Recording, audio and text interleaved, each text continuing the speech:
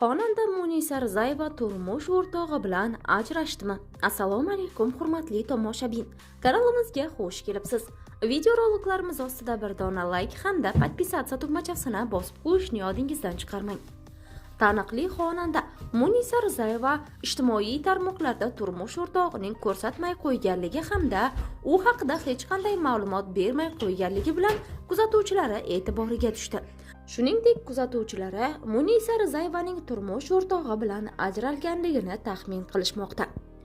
Xonandaning o'zi esa shaxsiy chegara loyihasiga intervyu berib, unda vatan xoini deb ayblanganini, turli davlat rahbarlari va o'g'illari uylanish niyatini bildirganini hamda turmush o'rtog'i haqidagi haqiqatlarni gapirib berdi. Men ideal kelinman, o'zimga 5 baho qo'yaman. Qaynonam doim men hayotimda bunday qizni ko'rmagan edim. O'zbek qizlari baribir boshqacha ekan. Belarusda qizlar, ayollar sovuqroq. Siz o'zbek qizlarining tarbiyangiz, ota-onaga, oila, farzandga nisbatan muomalangiz boshqacha ekan.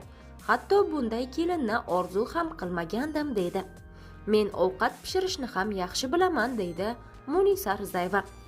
Yaqinda bitta ishchimni haydab yubordim. U menga bir kuni siz vatanni tashlab ketib, Dubayga ko'chib ketdingiz. O'zbekka turmushga chiqmasdan Belarusga erga tegdingiz va o'g'lingizni O'zbekistonda dunyoga keltirmasdan Argentinada tug'dingiz. Demak, siz vatan xoinisiz.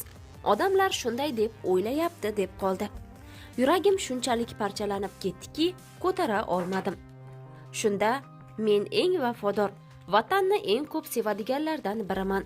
20 yil davomida Angliyada o'qib, O'zbekistonga qaytaman deb har kuni ota-onam bilan urushib kelardim. Lekin ular menga u yerda o'qib yashashim uchun hamma sharoitni yaratib berishgan edi.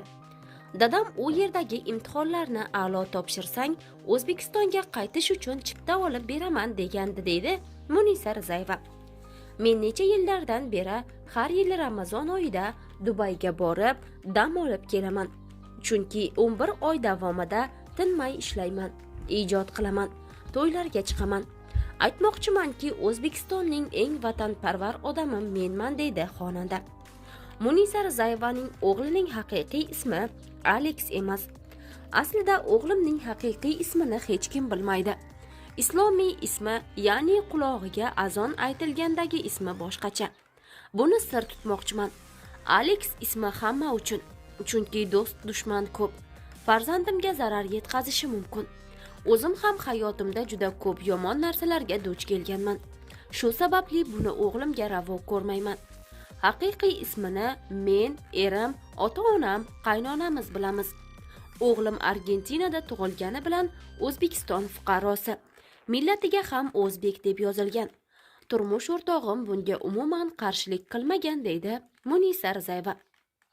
Munisa Rizayeva turmushga chiqish arafasida kuyovlar nomzodida badavlat yigitlar ham, davlat rahbarlarining o'g'illari ham, ba'zi davlat rahbarlarining o'zi ham bo'lganligini tasdiqladi. Alloh menga Arseniyni o'z vaqti soatida, u menga kerak bo'lib turgan paytda oldimga yuborgan. Men to'ydan oldin erim bilan sevishib, gaplashib yurganman. Bir marta uchrashuvga chiqib, gaplashib, nima bo'lsa bo'ldi deb Allohga tavakkal qilganman. Sevgisiz turmushga chiqdim. Sevgi, muhabbat, o'ldim kuydim degan narsa umuman bo'lmagan. Sababi o'shanda yuragim parchalanib ketgan payt edi. Boshqa hech qachon sevmayman degan edim. Sevgi men uchun birinchi o'rinda Allohga, keyin o'zimga. Men o'laman, kuyaman degan davrdan o'tib ketganman deydi u. Erim mendan 10 yosh kichik. Buni hech kim bilmaydi. 11 yoshidan boshlab o'zi ishlab, oyoqqa turib, shu kungacha hech kimdan yordam olmay keladi. Shuning uchun ham bugun ko'p narsaga erishgan. Blogerlarning qo'shiq kuylashiga qarshiman. Hozir qo'shiq aytadiganlar pirashkadek ko'payib ketgan. Blogerlar ham qo'shiq kuylayapti. Chumchuq so'ysa ham qassob so'ysin. Ularning qo'shiq kuylashiga salbiy qarayman va buni qo'llab-quvvatlamayman. San'atkor bo'lish uchun musiqiy bilim bo'lishi, nota degan narsani tushunish kerak. Yaqinda Instagramda Gler musiqa maktabida o'qiydigan musiqachi bolalarni ko'rdim. Ular notani tushunadi. Ularda sifat bor deydi xonanda. So'nggi yillarda men bilan duet kuylagan hamma reper, umuman kim bilan kollaboratsiya qilgan bo'lsam, meni xafa qildi. Duet kuylaguncha yaxshi gapirib, ichimga kirib olib, paxta qo'yib yurishdi. Yaqinda bir yosh reper bilan duet aytdim. Men tarafdan yaxshilik bo'lsa bildimki, yomonlik bo'lmadi. Hozir esa men bilan salomlashmayapti. Sahnaga birga chiqayotganimizda ham indamaydi. Lekin har safar mening qo'shig'im bilan sahnaga chiqib yuribdi. Mendan shunchaki foydalanishdi. Yaxshilik qilganingda o'zing bilmagan holda yomonlik olasan. Shuning uchun yaxshilik qilma, shunda yomonlik ko'rmaysan. Endi men bilan duet kuylash istagida bo'lganlardan pul olaman. Chunki har safar mayli, uning puli yo'q, yosh, endi ko'tarilyapti deb kelganman. Hozircha duet kuylash narxini belgilamadim. Uni duetdoshga qarab aytaman deydi Munisa. Munisa Rizayeva nima sababdan Yakkaxon konsertini taqdim etishni yildan yilga surib kelmoqda. Sog'lig'im tufayli 3 yildan buyon konsertim ortga surilyapti.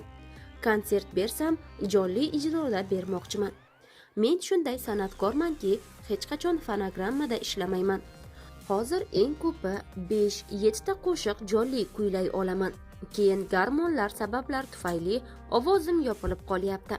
Konsertda esa kamida 20 ta qo'shiq kuylab 2 soat o'tkazish kerak. Ovozim va sog'lig'imni tiklab olsam, konsert qo'yaman. Iyun-iyul oylarida Turkiyaga davolanish uchun yana boraman. Ularning gapiga qarab ish ko'raman deydi Munisa Rizayeva. Shuningdek, u ijtimoiy tarmoqlarda turmush o'rtog'ini ko'rsatmay qo'yayotganligining ma'lum sabablari borligini, turmush o'rtog'i bilan ajralmaganligi haqida ham aytib o'tgan. Munisa doim ta'kidlaganidek, turmush o'rtog'i o'zi mustaqil ravishda ish ko'rishi hamda ish yuritishi tufayli oilasi bag'rida har doim ham bo'la olmaydi. U xizmat safarlarida hamda o'z ishi bilan band san'atkorlarning juftliklaridan biri.